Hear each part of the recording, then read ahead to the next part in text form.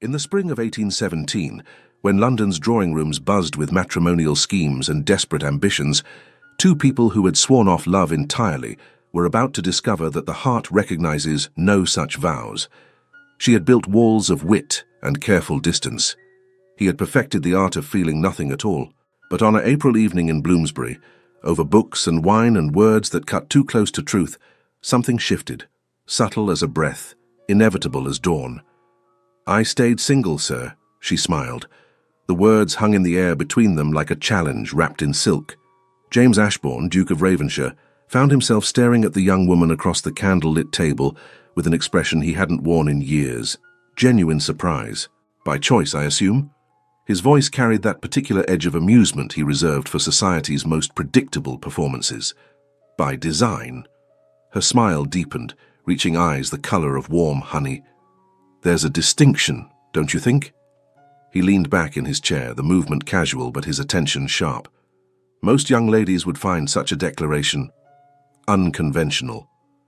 Most young ladies weren't raised by mothers who traded freedom for security and found neither. She lifted her wine glass with steady fingers. "I learned early that some prices are simply too high. Before we continue with Emily and James's story, I want to invite you into this journey.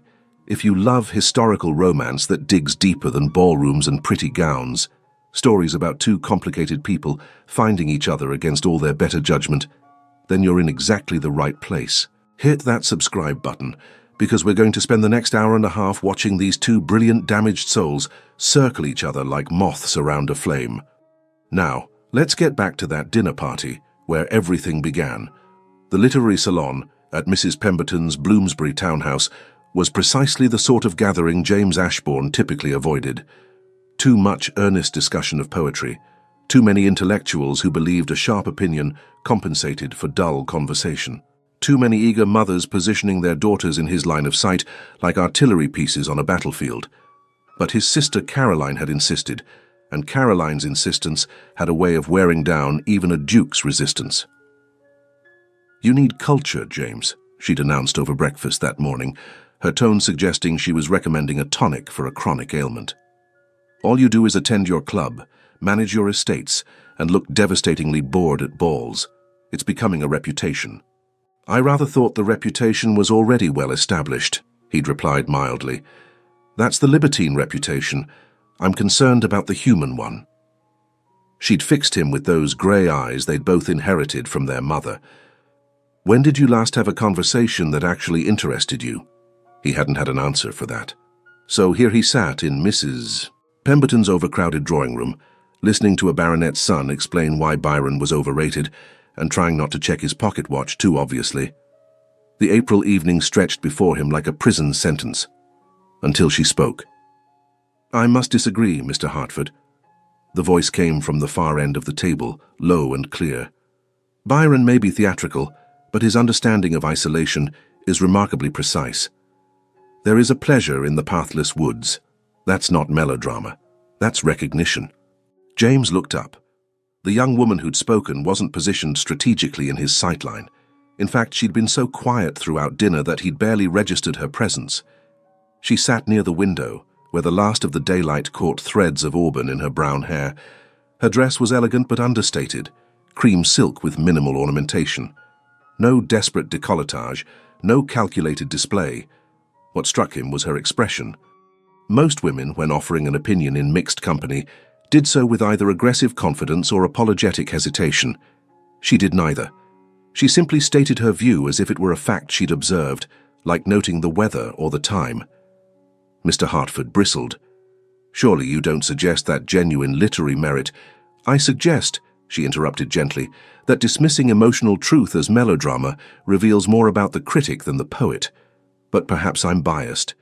I've always preferred passion to polish." A laugh escaped James before he could stop it, a real one, not the practiced social chuckle he deployed like a tool. Every head turned toward him. "Your Grace finds something amusing?" Mrs. Pemberton asked, delight and anxiety warring in her expression. "Only that Miss—" He paused, realizing he didn't know the young woman's name. "Lady Emily Whitcomb," his hostess supplied quickly. "The Earl of Whitcomb's daughter." "Lady Emily, may I present the Duke of Ravenshire?" "Ah, Whitcomb." He knew the family vaguely, old title, respectable fortune, nothing particularly remarkable. The Earl kept to his country estates mostly. The Countess had died several years ago, he seemed to recall. Lady Emily inclined her head with perfect courtesy. No flutter of eyelashes, no meaningful glances, no performance at all. "Your Grace." "Lady Emily." He found himself genuinely curious. "You were saying you prefer passion to polish?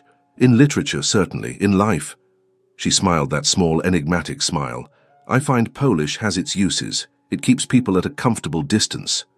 The comment landed like a stone in still water, ripples spreading. Caroline, seated beside him, kicked his ankle beneath the table, their childhood signal for pay attention. "This is important." He ignored her. "And you find comfortable distance preferable?" He knew he should let it drop, return to the safer shores of literary discussion, but something in her tone caught his attention like a hook. "Don't you?" Lady Emily met his gaze directly. "From what I understand, your Grace has elevated distance to an art form." The table went silent. One simply didn't speak to a duke that way, especially not a young unmarried lady. It bordered on insult.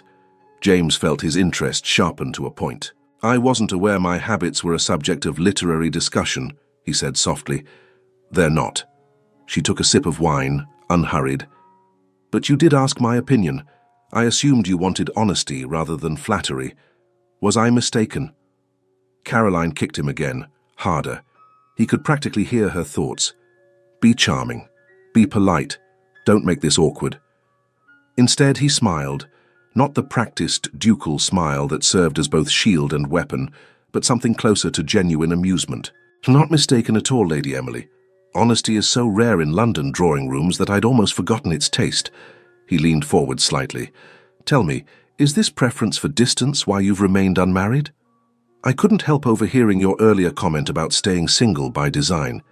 Now several people gasped. Mrs. Pemberton looked faint. One didn't reference a lady's unmarried state so directly, especially not with that particular emphasis, but Lady Emily didn't flinch. "Among other reasons, yes."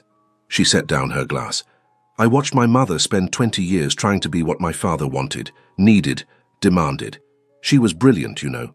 Spoke 4 languages, could calculate complex mathematics in her head, wrote poetry that would have shamed half the men in this room.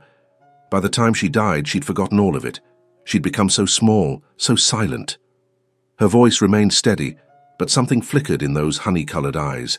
"So when people ask why a lady of 4 and 20 remains unwed, I tell them the truth. I watched love destroy the person I admired most in the world. I've no intention of repeating her mistake." The silence that followed was profound. James recognized the sensation moving through his chest. Not attraction exactly, though she was undeniably lovely in that understated way. Not pity, which would have been insultingly simple. Something else. Recognition, perhaps. The shock of meeting someone who'd looked at the world's expectations and simply declined them. "That's remarkably honest," he heard himself say.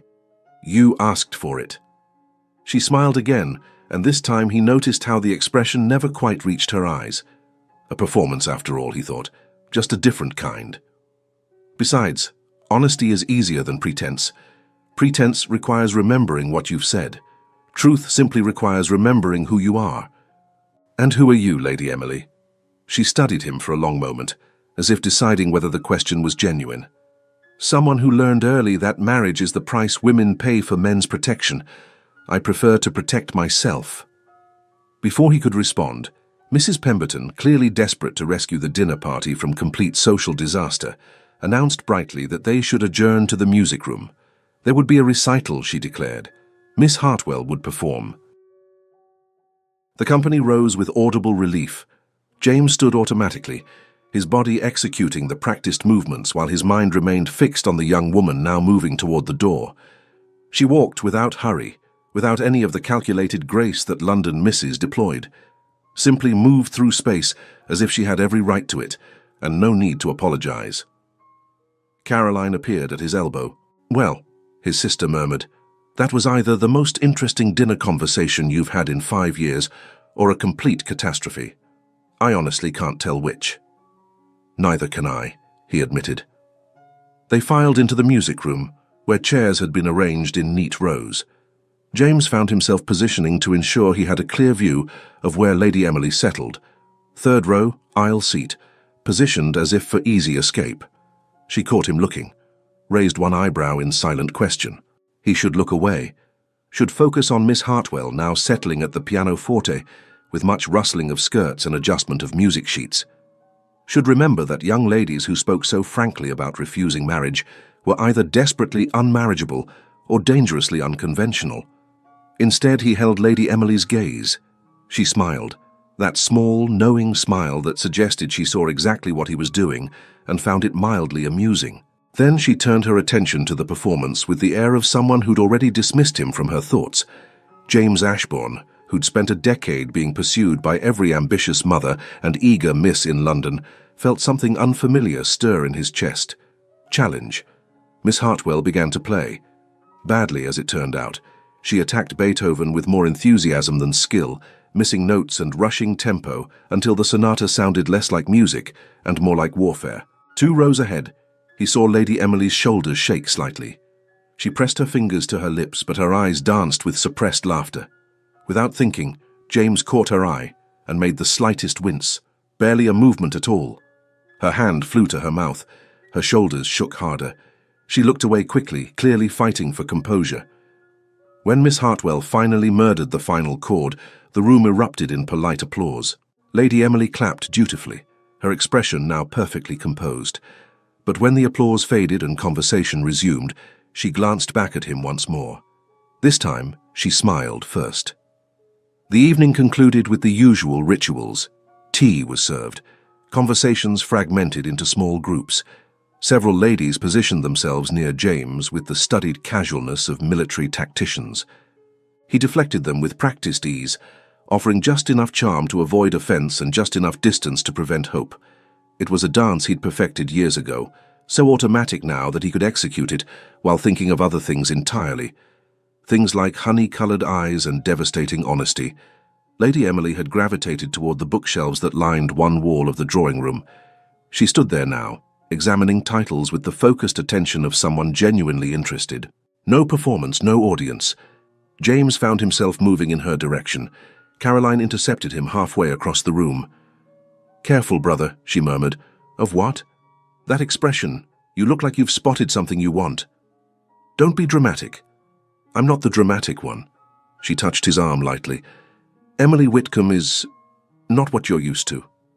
I gathered that. "I mean it, James. She's not playing the game, at all. If you approach her as you would one of your usual—" She paused delicately. "Diversions, you'll either insult her or embarrass yourself. Your faith in my social graces is overwhelming." "My faith in your social graces with women you're actually interested in is non-existent. When was the last time you pursued someone who wasn't pursuing you first?" The question struck closer than Caroline likely intended. "I'm merely going to ask about the book she's examining," he said mildly. "Hardly a pursuit." Caroline didn't look convinced. "Just remember, she meant what she said at dinner, about marriage, about distance. She's not being coy. I know. Do you? Because you have a tendency to assume every woman is secretly hoping you'll—" "I know, Caroline." His sister studied his face, then sighed. "Very well. Don't say I didn't warn you." She drifted away, leaving him free to continue toward the bookshelves. Lady Emily didn't look up as he approached. She'd pulled a volume from the shelf and was examining it with the sort of care one gave to valuable things. "Johnson's Dictionary," James observed. "Curious choice for light evening reading." "I'm looking up libertine," she replied without missing a beat. "I want to make sure I'm using it correctly." Another laugh escaped him, that unfamiliar, genuine sound. She glanced up and something shifted in her expression. Surprise, perhaps, as if his real laughter had caught her off guard. "Did you find it?" "Oh yes, dissolute, not under restraint of law or religion, licentious." She closed the book gently. "Though I think Dr. Johnson missed the most important part." "Which is?" "The loneliness." She returned the volume to its shelf with care. All that freedom, all that pleasure, all those people, and somehow still utterly alone. That seems the real definition, doesn't it? James felt the observation land somewhere beneath his ribs, sharp and accurate as a blade. "You presume a great deal, Lady Emily." "Do I?" She turned to face him fully. "Then I apologize. Perhaps I'm wrong. Perhaps your Grace finds deep fulfillment in shallow attachments and goes home each night perfectly content." "And you," he countered softly, "find deep fulfillment in no attachments at all. Go home each night to your books and your solitude perfectly content." For the first time that evening, her composure faltered. Just for a moment, a slight tightening around her eyes, a breath held too long. "Contentment is overrated," she said finally. "I prefer certainty." "Certainty of what?" "That I won't disappear." The words came out quiet, almost involuntary. Then she seemed to catch herself, straightening. "That I won't become so consumed by someone else's needs that I forget my own. That's what marriage does to women, Your Grace. It's a slow erasure disguised as love." James studied her face, the intelligence there, the guardedness, the pain carefully controlled. "Not all marriages," he said. "Enough of them." She met his gaze steadily. "And I'm not willing to gamble on being the exception." "Wise of you." She blinked. "You agree?" "Why wouldn't I? I've avoided marriage for precisely the same reason." He leaned one shoulder against the bookshelf, maintaining careful distance. "Though in my case, it's not erasure I fear. It's expectation. Every woman who's ever looked at me has seen the title first, the man second, if at all." Lady Emily tilted her head, studying him with new attention. "That must be exhausting." "It is." The admission surprised him. He never spoke of this, never acknowledged it even to himself. "Though I suspect your burden is worse. At least I'm allowed my solitude without social censure. You're expected to perform gratitude for male protection you neither want nor need." "Yes." The single word carried weight. Exactly that. They stood there, two careful strangers recognizing each other across an impossible distance. The moment stretched. Then Mrs. Pemberton's voice cut through. "Your Grace, Lady Farnsworth was hoping you might offer your opinion on—" The spell broke. James straightened, the ducal mask sliding back into place with practiced ease. "Duty calls." "Of course." Lady Emily's own mask returned, that small, careful smile. "Thank you for the conversation, Your Grace. It was unexpectedly honest." "The pleasure was entirely mine, Lady Emily." He bowed. She curtsied. Perfect, empty formality. But as he turned to go, he heard her voice, very soft. "Dr. Johnson also defined dangerous." He glanced back. "And?" "Full of risk, hazardous, exposing to loss or injury." Her eyes met his. "I thought you should know." A warning, he thought. Or perhaps a challenge. Either way, as he crossed the room to where Lady Farnsworth waited, James Ashbourne found himself smiling. The evening ended as these things always did. Carriages called, thanks extended, promises made to meet again soon that no one quite meant. James handed Caroline into their coach and settled beside her for the short ride back to Grosvenor Square. His sister waited exactly 30 seconds before speaking. "You're going to pursue her?" "I'm not." "James, I've known you for 32 years. That look on your face." "What look?" "Interest. Actual interest, not the kind you perform for widows and bored wives. Real curiosity." She paused. "When was the last time a woman told you no before you even asked?" He didn't answer, because the answer was never, and they both knew it. "She's not playing hard to get," Caroline continued. "She's actually not interested in being got. There's a difference." "I'm aware." "Are you?" "Because the last time you encountered a woman who didn't immediately swoon at your title and your cheekbones." She paused. "Actually, I can't remember the last time that happened." James watched London roll past the carriage window. Street lamps created pools of gold in the darkness. Shadows moved between them. "I simply found her conversation refreshing," he said carefully. "That's all." Truly, Caroline, I've no intention of—" "Of course not. You never do." His sister settled back against the cushions. "Just remember what I said. Emily Whitcomb isn't like the others. If you approach her the way you approach your usual amusements, she'll see right through you. She already has, actually. Did you notice how she looked at you? Like you were a specimen in a museum. interesting, but ultimately predictable. The observation stung precisely because it was true. "I'm not pursuing her," he said again. Caroline just smiled and looked out her own window. They rode in silence for a while. The coach swayed, wheels clattered on cobblestones. In the distance, a clock tower chimed 11. "She was right, you know," Caroline said quietly. "About the loneliness." James closed his eyes. "Yes," he admitted. She was.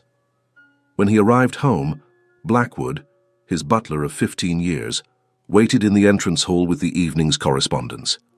"Anything urgent?" James asked, already knowing the answer would be no. Urgent matters found him during daylight hours. "Only the usual invitations, Your Grace. 3 balls, 2 musical evenings, 1 request for your patronage of a charitable cause." Blackwood paused, "and a note from Lady Farnsworth." Of course there was. Lady Farnsworth, a widow of certain years and certain appetites, had been making her interest known for the past month. The note would contain an invitation, thinly veiled. He'd attended such invitations before. They were pleasant enough, uncomplicated, safe.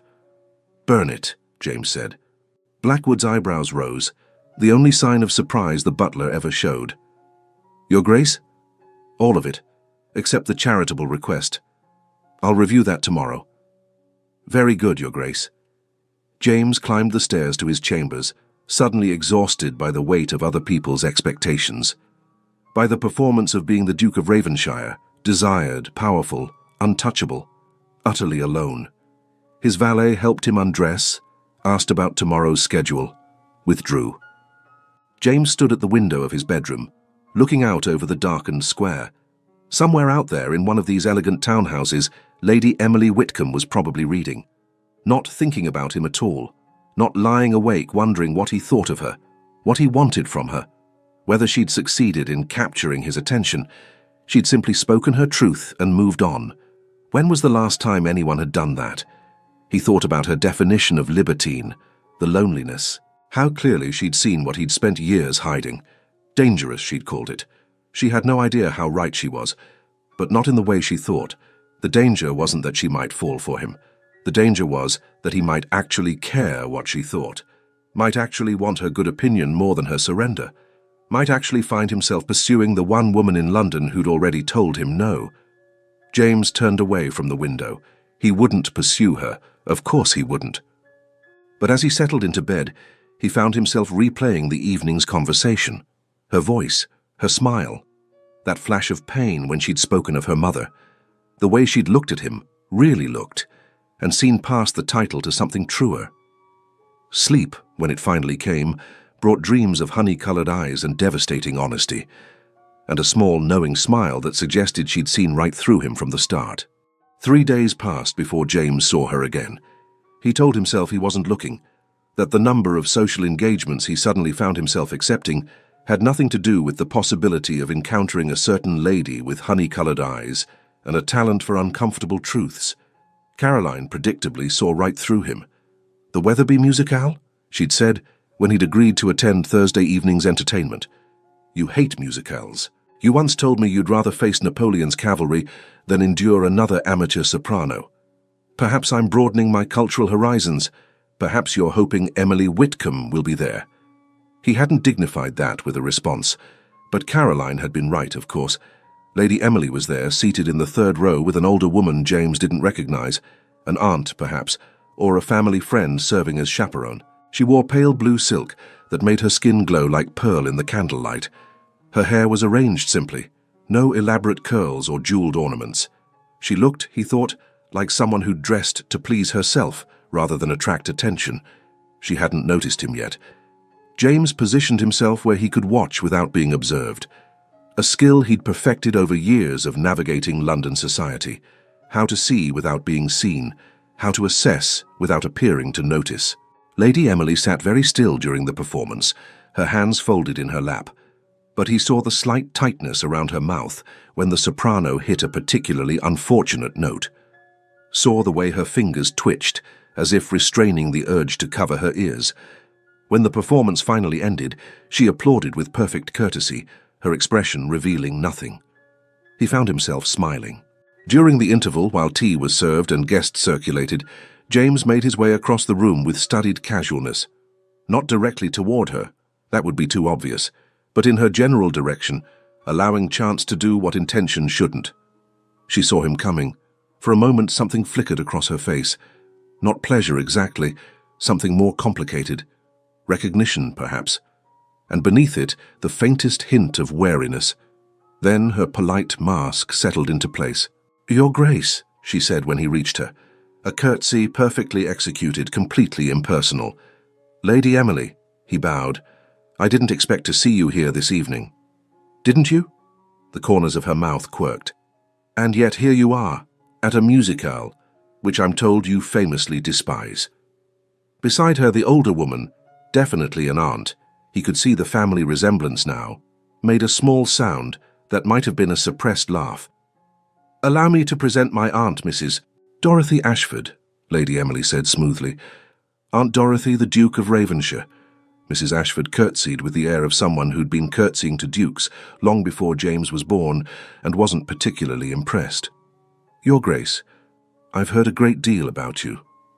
"Nothing good, I assume?" "On the contrary, I'm told you're exceedingly handsome, devastatingly charming, and completely unsuitable for respectable young ladies." Her eyes, the same honey color as her niece's, sparkled with amusement. "My niece's assessment was somewhat less charitable." "Aunt Dorothy," Emily said quietly. "What?" "I'm merely being honest. Wasn't he the one advocating for honesty at Mrs. Pemberton's dinner party?" James laughed, that real laugh that Emily seemed to draw from him without trying. "I was indeed. So please, Mrs. Ashford, what did your niece say about me?" "That you were precisely what she'd expected, polished, practiced, and performing every moment," Mrs. Ashford smiled. "Though she did admit you had excellent taste in literature, that was almost a compliment." Emily's cheeks colored slightly. "I said no such thing. You said he understood Byron. Same thing." "It's absolutely not the same thing." James watched this exchange with fascination. There was affection here, real warmth. Mrs. Ashford teased without cruelty. Emily defended herself without anger. It reminded him of his own relationship with Caroline, that particular shorthand that came from genuine care.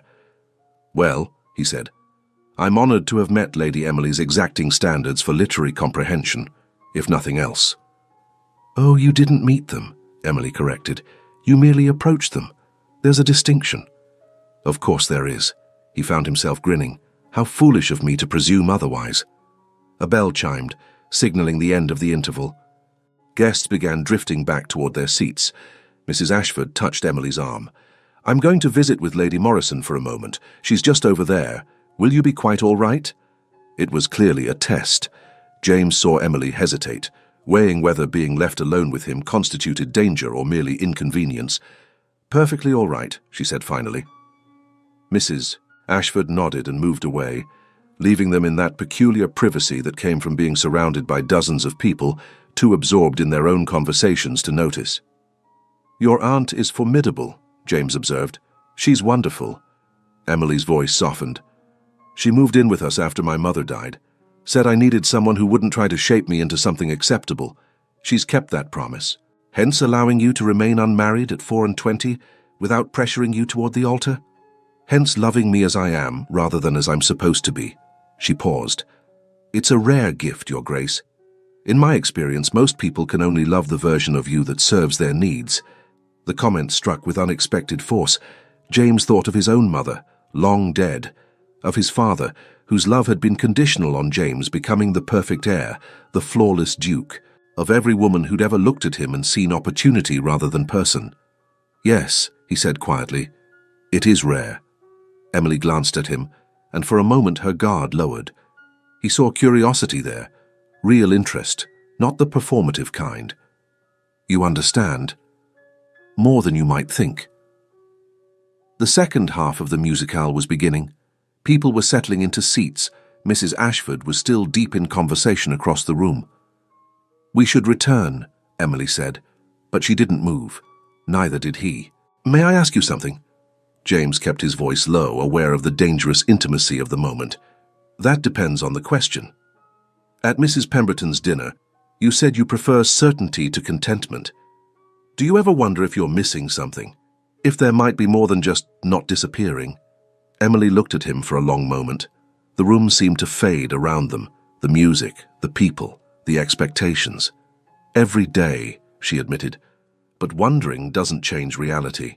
The women in my family have a history of losing themselves in marriage. My grandmother, my mother, countless aunts and cousins, they all started as someone and ended as someone's wife. Their thoughts, their dreams, their very selves. She stopped, drew a breath. I won't be another name on that list. What if you could be both, yourself and with someone? Can you name me one marriage where that's true, where the woman didn't shrink to make space for the man? He couldn't, not one.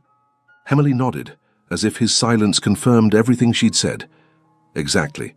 She gathered her skirts, preparing to move. Now, if you'll excuse me, my parents, he heard himself say. She stopped. I was 7 when my mother died. Fever took her in less than a week. The words came from somewhere deep, somewhere he usually kept locked. But I remember how my father was with her. He consulted her on estate matters, trusted her judgment. When she disagreed with him, he listened, really listened. She ran her own charities, made her own decisions, had her own space. He paused. After she died, he never remarried. Said he'd had the real thing once and couldn't settle for less. Emily's expression had softened. That's beautiful. It's also devastating, because you're right. Marriages like theirs are vanishingly rare, and I've spent my entire adult life watching people pair off for money, or title, or social advantage, or simply because it's expected.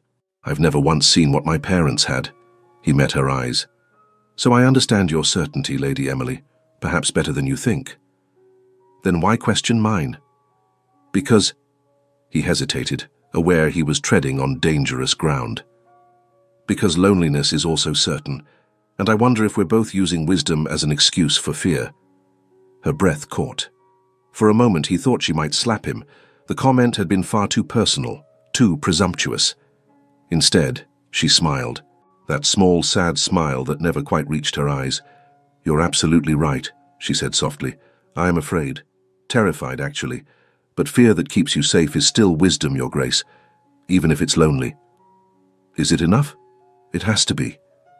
Mrs. Ashford was returning, making her way through the crowd. This conversation is over, Emily said quietly. For now. For good. But something in her voice suggested she didn't quite believe it. Mrs. Ashford reached them, slightly breathless. Emily, dear, we should find our seats. The soprano is preparing for her encore, and I simply cannot endure it standing. Of course, Emily curtsied to James. Your Grace. He bowed, and as he straightened, their eyes met one last time. She looked away first. That night, alone in his study, James sat before the fire with a glass of brandy he wasn't drinking. He couldn't stop thinking about the way she'd admitted her fear, the raw honesty of it. Most people hid their vulnerabilities behind performance and pretense. Emily acknowledged hers with the same straightforward clarity she brought to everything else. It made him want to know more, want to understand what had created someone so simultaneously guarded and honest, so careful and courageous. Dangerous, he thought again. A knock on the study door interrupted his thoughts. Come. Caroline entered, still in her evening dress from whatever entertainment she'd attended. She took one look at his face and sighed. You're thinking about her. I'm drinking brandy and contemplating estate matters. You're drinking brandy and staring at the fire like a character in a Gothic novel. She settled into the chair opposite his. What happened tonight? Nothing happened. James. He set down his glass. We spoke, briefly, at the Weatherby musicale. And she's... He paused, searching for words. She's not like anyone I've ever met, Caroline. She sees through every defense I have, calls out every performance, and instead of finding it charming or exciting, she simply understands, and still wants nothing to do with me. Maybe that's why you're interested. Or maybe I'm tired of being wanted for the wrong reasons. The admission escaped before he could stop it. Caroline's expression gentled. Oh, James, don't what? Acknowledge that my brother might actually want something real for once, that you're lonely and have been for years. Caroline, no. She leaned forward. You need to hear this. You've spent a decade hiding behind your reputation. Being the charming libertine, the untouchable duke, the man no one can reach, and it's worked brilliantly as armor, but it's also kept you completely alone. I'm not alone. I have you, I have friends. You have people who know the version of you that you let them see. When was the last time someone looked at you the way Emily Whitcomb did tonight and saw the actual person underneath? James didn't answer, because the answer was never, and his sister knew it. She's right to be afraid, Caroline continued quietly. You are performing, all the time, even with me sometimes. And until you stop, until you let someone see you without all the polish and practiced charm, you're going to be exactly as lonely as she is. The words landed like physical blows. This is why I didn't want to discuss it, James muttered. Because I'm right? Because you're relentless, Caroline smiled. Someone has to be. She stood, smoothing her skirts. For what it's worth, I like her. Emily, she's genuine, smart, kind, despite the sharp edges. If you're going to finally let someone past your defenses, she's not the worst choice. I'm not... Good night, James. Caroline crossed to the door, then paused. Oh, and before I forget, Lady Thornbury is hosting a garden party on Saturday, at her estate in Surrey. Very select guest list I accepted on both our behalves. I loathe garden parties. I know, but the Whitcombs will be there. Emily loves Lady Thornbury's gardens, apparently. Something about rare roses and a spectacular glass house. She smiled sweetly. Just thought you should know. She left before he could respond. James stared at the closed door, then at the fire, then at his untouched brandy. A garden party. In Surrey. He should send his regrets, should avoid this entire situation before it became complicated, should stop thinking about honey-colored eyes and devastating honesty.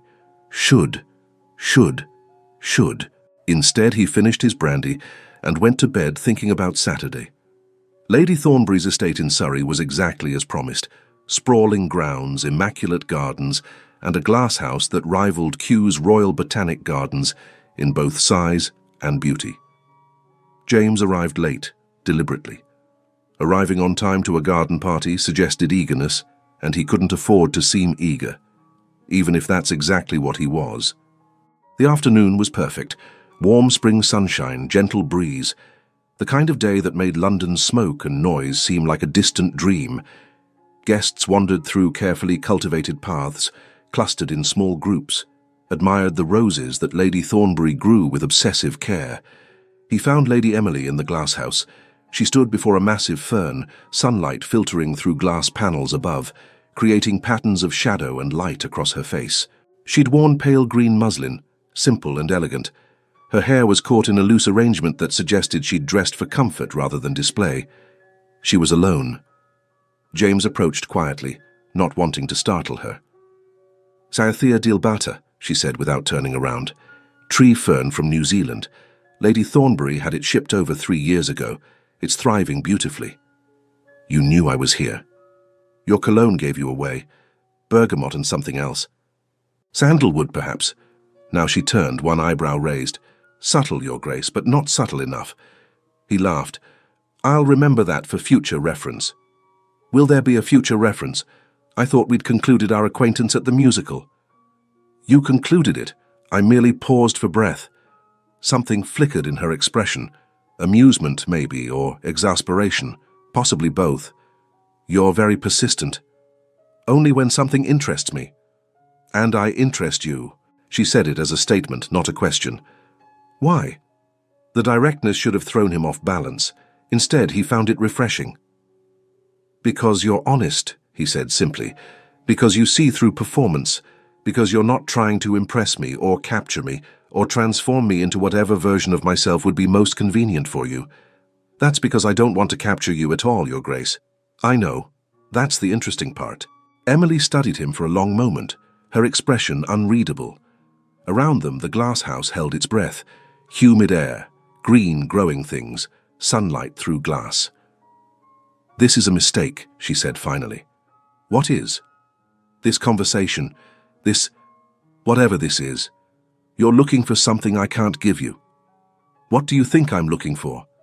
"I don't know." She turned back to the fern, tracing one delicate frond with her fingertip. Entertainment, maybe. A challenge, something to break the boredom of London society. But I'm not a puzzle to solve or a conquest to achieve, Your Grace. I'm just someone who wants to be left alone. Are you? He moved closer, careful to maintain proper distance. Because you don't seem content with being alone, Lady Emily. You seem resigned to it. There's no difference. There's every difference. He kept his voice gentle. Contentment is peace. Resignation is simply giving up the fight.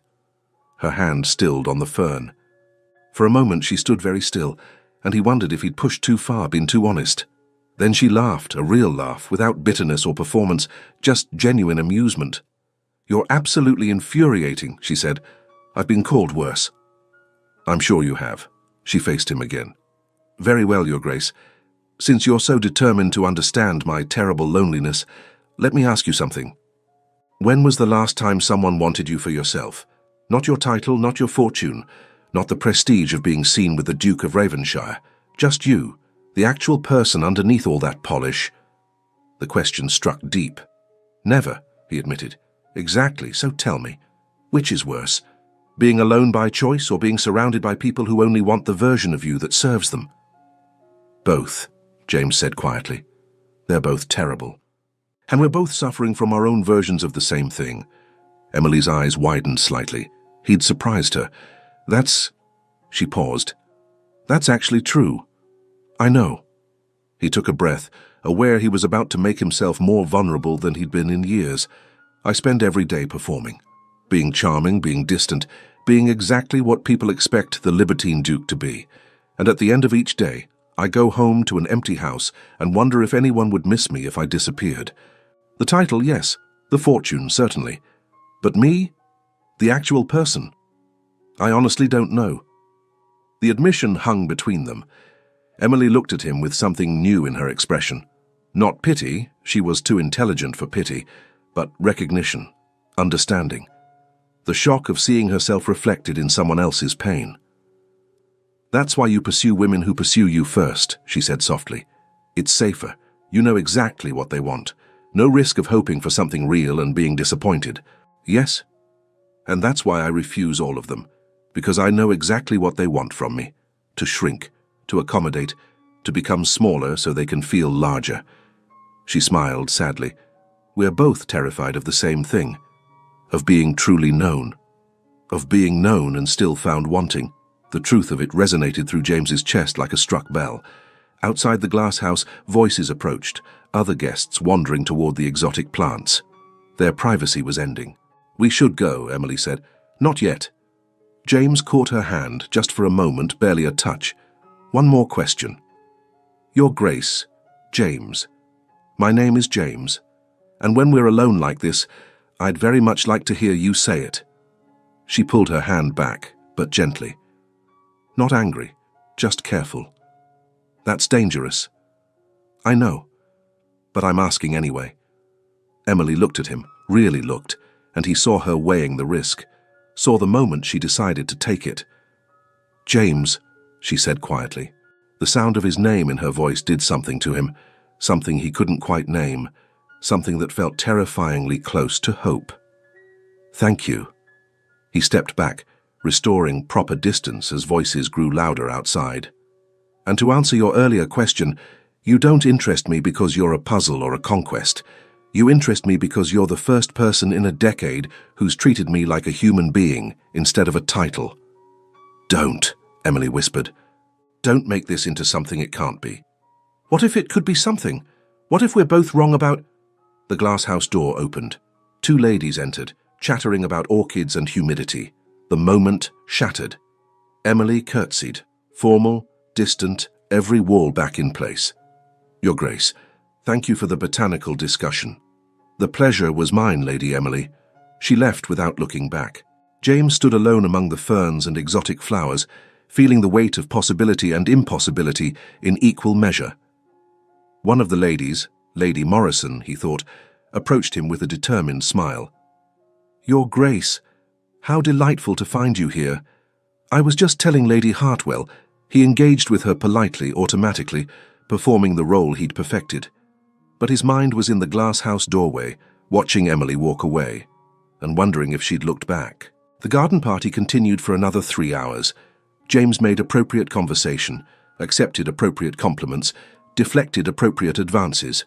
All appropriate, all empty. He saw Emily once more, standing with her aunt and Lady Thornbury near the rose garden. She was laughing at something Mrs. Ashford had said, her face transformed by genuine joy.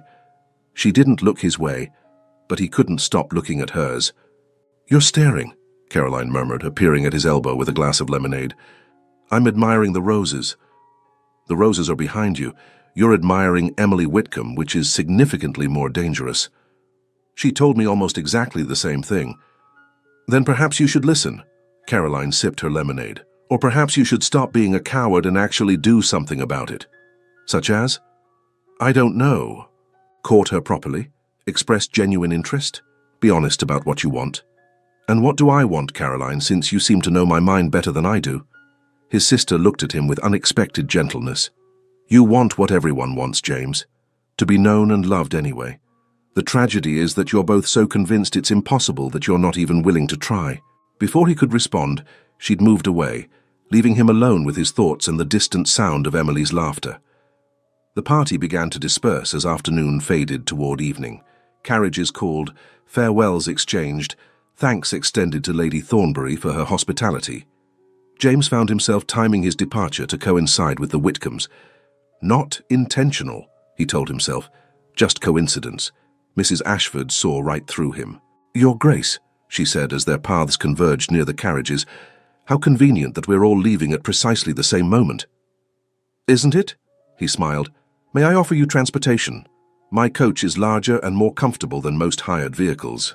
Emily's eyes narrowed. "We have our own—" "We'd be delighted," Mrs. Ashford interrupted smoothly. "Emily was just saying how tired she was, weren't you, dear?" "I said no such thing." "You were thinking it, though, I could tell." Mrs. Ashford beamed at James.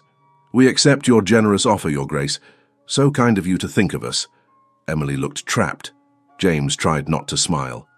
"Wonderful," he said. "Shall we?" The ride back to London was 40 minutes of exquisite torture.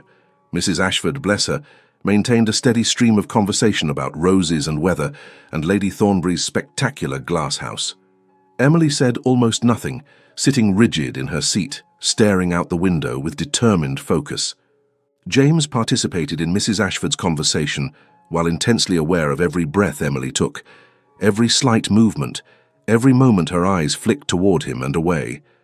Finally, Mrs. Ashford seemed to tire. "Oh dear," she said with a theatrical yawn. "I'm absolutely exhausted. I think I'll just close my eyes for a moment. Emily, dear, entertain His Grace. Won't you? Aunt Dorothy—" But Mrs. Ashford had already closed her eyes, a small smile playing at the corners of her mouth. Silence filled the carriage. Emily continued staring out the window. "Your aunt is subtle as a brick," James observed quietly. "She means well. She wants us to talk. I noticed. So talk to me." "About what?" Finally, she looked at him. "About how this is impossible. About how we're both too damaged and too afraid to ever really connect with anyone. We've already covered that topic quite thoroughly. We could talk about something else." "Such as?" "What makes you happy?" The question seemed to surprise her. "What?" "Happiness, Lady Emily. Surely you experience it occasionally. What brings it about?"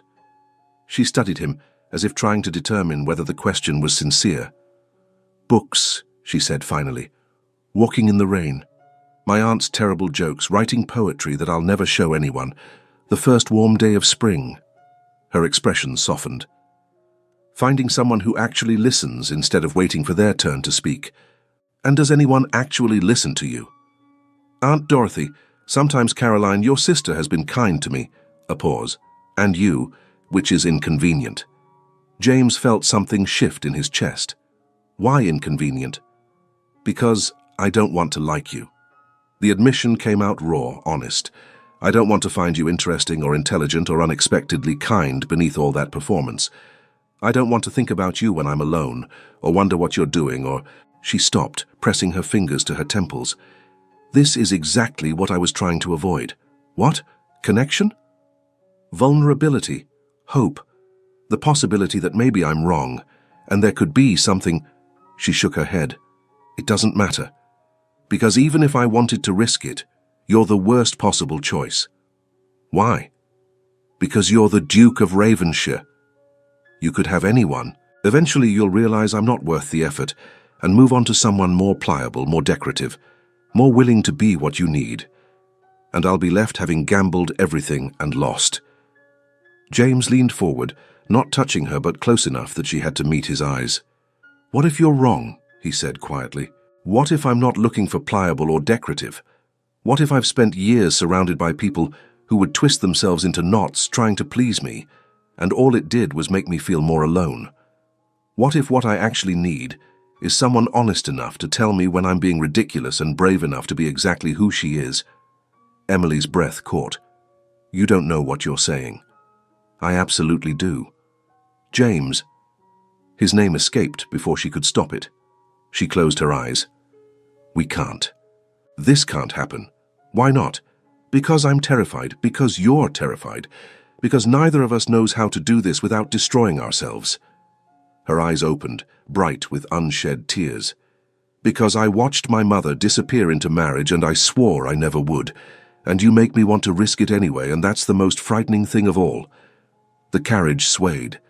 London's sounds filtered through the walls, horses, voices, the rumble of traffic. In her corner, Mrs. Ashford continued her theatrical sleep, though one eye cracked open for the briefest moment before closing again. So what do we do? James asked. Nothing. We do nothing. We acknowledge this was a lovely coincidence, thank each other for pleasant conversation, and return to our separate lives. Emily straightened, composure sliding back into place. We be sensible. I've been sensible for 32 years. It's made me miserable. And I've been careful for 24. It's kept me safe and lonely. Yes, she looked at him directly, but at least I know who I am. Can you say the same? The question landed like a blade between his ribs. Before he could answer, the carriage slowed. They were approaching the Whitcomb townhouse in Mayfair. Mrs. Ashford's eyes opened miraculously. Oh my, have we arrived already? How time flies. She gathered her reticule with suspicious efficiency. Thank you so much for the ride, Your Grace. So very kind. The carriage stopped. A footman opened the door. Emily rose, preparing to descend. James caught her hand, just for a second, barely a touch. I know exactly who I am, he said quietly, for her ears only. Someone who wants to be known. Someone who's tired of performing. Someone who sees you, Emily, really sees you, and isn't afraid of what he finds. She pulled her hand away gently.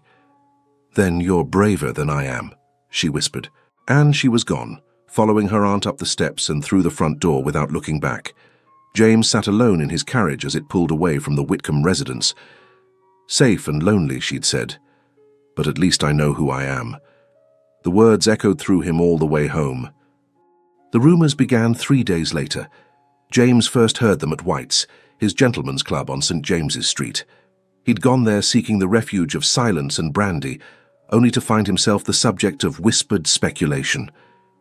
Saw them together in Thornbury's glasshouse. Alone for quite some time, I'm told.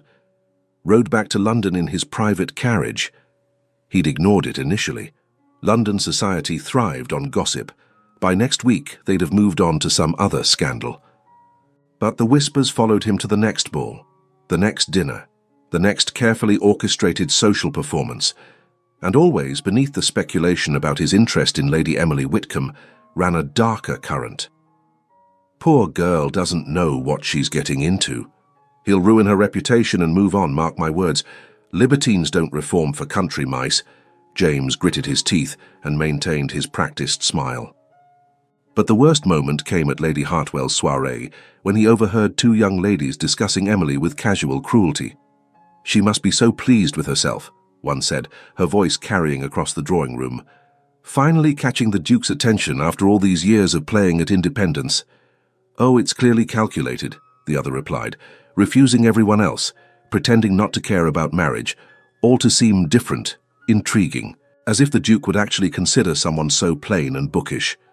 Lady Helena says she's practically throwing herself at him, following him to garden parties, accepting private rides. James turned sharply, searching the room for the speaker. There, Lady Helena Fairley holding court near the pianoforte, surrounded by eager listeners. She was beautiful in the conventional way, golden hair artfully arranged, fashionable dress, practiced smile. Everything calculated for maximum effect. As if sensing his attention, she looked up and met his eyes. She smiled. Slow, knowing, triumphant. James felt cold rage settle in his chest. He'd never pursued Lady Helena, never given her reason to hope, but he recognized ambition when he saw it. She'd positioned herself as a potential duchess for years, and now someone else threatened that carefully constructed future. Someone genuine, someone real, someone he actually cared about. The realization struck him with unexpected force. He cared about Emily, not with the casual interest he'd felt for other women, not with the practiced charm he deployed like a weapon, but with something deeper, something that felt dangerously close to the emotion he'd spent years avoiding. He needed to see her, needed to know if she'd heard the rumors, if they'd hurt her, if she blamed him for bringing this scrutiny into her carefully protected life. James made his excuses and left the soiree early, ignoring Caroline's questioning look. The Whitcomb townhouse was dark when he arrived, except for a single lit window on the second floor. Emily's room, perhaps. He stood on the street like a fool, staring up at that golden square of light, trying to decide if this was desperation or determination. The front door opened. Mrs. Ashford stood in the entrance wrapped in a shawl, looking thoroughly unsurprised to find a duke loitering on her doorstep at 10:30. "Your Grace," she said dryly. "How unexpected. Won't you come in?" "I shouldn't. It's late, improper. Oh, we're well past propriety now, don't you think? The ton has been discussing your impropriety all week." She stepped back, gesturing him inside. "Come. Emily's in the library. She'll pretend she doesn't want to see you, but she's been staring at the same page for 2 hours. James hesitated only a moment before entering.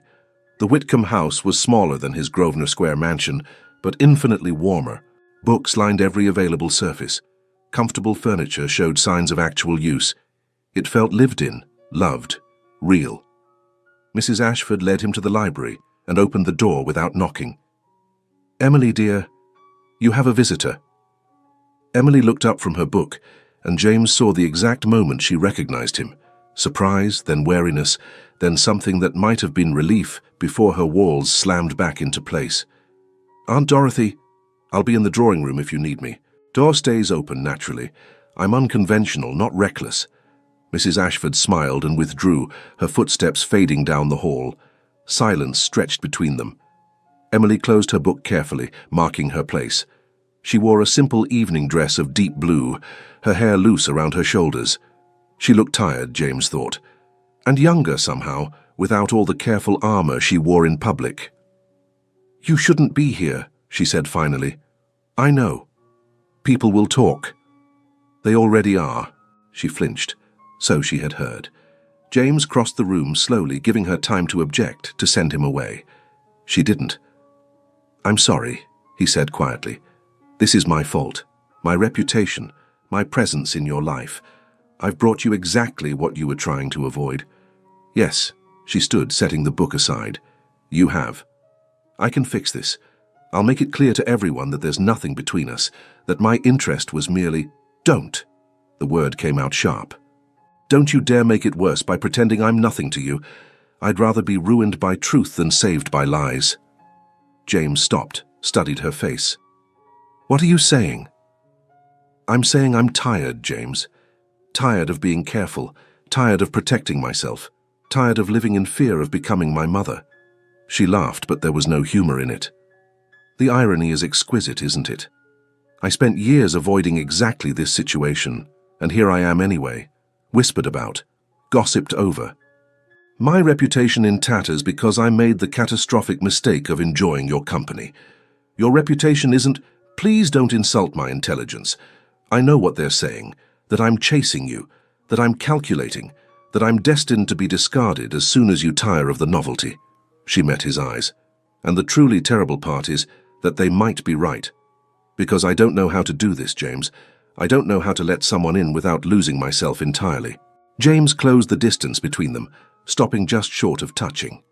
"Then we learn together," he said. Because I don't know how to do this either. I don't know how to be real with someone, how to stop performing, how to trust that I'm enough without all the polish and practiced charm. He paused. But I want to try with you, if you'll let me. Emily's eyes shimmered with unshed tears. Why me? You could have anyone. Someone easier, someone less damaged, someone who actually knows how to... Because you see me. The words came out raw, honest. Because when you look at me, you see past the title and the reputation and the performance. You see the person underneath, with all his flaws and fears and loneliness. And you're still standing here, still talking to me, still... He stopped, drew a breath. Still making me want to be better than I am. A tear escaped, trailing down her cheek. I'm terrified, she whispered. So am I. What if we hurt each other? What if I can't be what you need? What if you're exactly what I need? What if we're both what we need? James lifted his hand slowly, giving her time to pull away. When she didn't, he gently wiped the tear from her cheek. What if being terrified together is better than being safe alone? Emily closed her eyes, leaning into his touch for just a moment. Then she stepped back, putting distance between them. There's something you should know, she said quietly. About the rumors. About why they started so suddenly, so viciously. Lady Helena Fairley. You know, I'm not blind. She's been positioning herself as a potential duchess for years. I've never encouraged her, never given her any indication of interest. But ambitious people don't require encouragement. They simply require opportunity. He paused. She sees you as a threat. Me? Emily laughed bitterly. I'm no threat to anyone. I'm a 24-year-old spinster, with no interest in marriage and a reputation for being difficult. You're intelligent, honest, beautiful, and genuinely unimpressed by my title. That makes you the most dangerous woman in London to someone like Helena. James moved closer again. She knows what I'm only beginning to understand. Which is? That I could actually care about you, really care. The kind of caring that leads to permanent decisions and genuine commitment. The kind that would end my availability forever. He held her gaze. The kind that terrifies me almost as much as it terrifies you. Emily's breath caught. James! A sharp knock on the doorframe interrupted them. Mrs. Ashford stood in the entrance, her expression grave. I'm sorry to interrupt, but Emily, dear, you should know Lady Helena was here earlier today, while you were out. She left her card and a message. Emily's face went pale. What message? That she hopes you'll attend her garden luncheon on Thursday. She wants to introduce you to some of her particular friends. Mrs. Ashford's tone made it clear exactly what kind of introduction this would be. It's a summons, Emily. She's gathering her forces. Let her, Emily said, but her voice shook slightly. No. James's voice came out harder than he intended. This ends now. I won't let her destroy you because of my interest. You can't stop her from talking. Maybe not. But I can make it clear that anyone who spreads rumors about you is making an enemy of me. I can ensure that Lady Helena understands the consequences of her ambition. He paused. Unless you'd rather I stayed out of it. If you want to handle this yourself, I'll respect that. But please know that I'm willing to fight for you, Emily, if you'll let me. She looked at him for a long moment, something shifting in her expression. Why? She asked softly. Why would you do that? We've known each other barely a fortnight. Why risk your reputation, your standing for someone you hardly know? Because I want to know you better. Because you make me want to be honest instead of charming. Because when I'm with you, I feel less alone than I've felt in years. He took a breath. Because I think you might be the only person in London who could actually understand me. And I'd be a fool to let that go without a fight. Emily's walls crumbled. She crossed the distance between them in 3 quick steps and did something completely unexpected. She kissed him. It was brief, barely a touch of lips. Unpracticed and honest and absolutely perfect. When she pulled back, her cheeks were flushed. I'm sorry. I shouldn't have... James caught her face in his hands, gentle but firm. Don't apologize. Don't you dare apologize for being honest. Then he kissed her properly. Slow, careful, letting her set the pace. Her hands came up to grip his coat, steadying herself. She tasted like tea and possibility, and James felt something crack open in his chest, something he'd kept locked for years. When they finally separated, both breathing hard, Emily laughed shakily. Well, that was impulsive. That was perfect. Aunt Dorothy is going to be insufferable about this. She's going to be delighted, Mrs. Ashford called from the drawing room. And yes, I'm listening. Someone has to ensure propriety. You're welcome. Emily buried her face in James's coat, shoulders shaking with laughter. This is a disaster, she said, but she was smiling. The best kind. James pulled her closer, resting his chin on her hair. She fit perfectly against him, he realized, like she'd been designed to fill exactly this space. They stood there for a long moment, holding each other, neither quite willing to let go. Finally, Emily pulled back enough to look up at him. What do we do now? She asked. About Helena, about the rumors, about this? Now, James said slowly, I think we stop hiding. Stop pretending this isn't happening. Stop letting fear make our decisions for us. You want to court me, properly? I want to know you, spend time with you, see where this leads without running from it. He paused. If that's what you want, too. Emily studied his face, and he could see her weighing the risk, measuring the possibility against the danger. I want that, she admitted quietly. God help me, I actually want that. Then that's what we'll do. People will talk. Let them. Lady Helena will escalate. Let her try. James's voice turned hard. She'll find I'm significantly less charming when someone I care about is threatened. You care about me? Yes. No hesitation. I do. Emily smiled. That small, genuine smile that transformed her entire face. I care about you too. Even though you're impossibly arrogant and far too handsome for your own good. Is that a problem? Probably, but I find I don't care as much as I should. She stepped back reluctantly. You should go. It's late, and if you stay longer, even Aunt Dorothy's tolerance will be tested. Tomorrow, James said, let me take you driving in Hyde Park, at the fashionable hour where everyone can see us. Let's make it clear this isn't a secret or a scandal. It's a courtship. That's very public. That's the point. No more hiding. No more letting other people define what this is. He caught her hand, kissed her knuckles. Unless you're not ready. I'm terrified, Emily admitted. So am I. But I'd rather be terrified with you than safe without you. She squeezed his hand. Tomorrow then, at 5 o'clock. James left the Whitcomb house feeling lighter than he had in years, despite the complications he knew awaited. Mrs. Ashford walked him to the door, her expression knowing. You're serious about this, she said. It wasn't a question. Yes. Good, because Emily doesn't do anything by halves. If she's letting you in, she's giving you everything. Don't waste it. I won't, James promised. And Your Grace, about Lady Helena. Mrs. Ashford's voice turned cold. Emily's stronger than she thinks, but she's also been hurt before, by people who wanted to diminish her, make her smaller. If you're truly serious about protecting her, you'll need to do more than make threats. You'll need to make it impossible for Helena to succeed.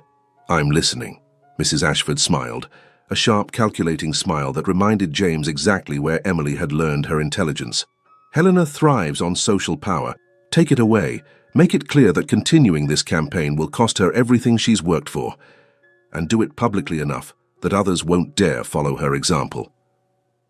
You're quite ruthless, Mrs. Ashford. I raised my niece to be independent and strong. I won't watch some ambitious girl destroy her to secure a title. She paused. Do we understand each other, Your Grace? Perfectly. James returned to his own house, his mind already planning the next day's strategy. He would drive with Emily publicly, he would make his interest clear, and he would ensure that Lady Helena Fairley understood the consequences of threatening someone he cared about. But first, he needed to speak with Caroline. He found his sister in the drawing room reading by lamplight. She looked up as he entered, took one look at his face and smiled. You kissed her. She kissed me, actually. Even better. Caroline set aside her book.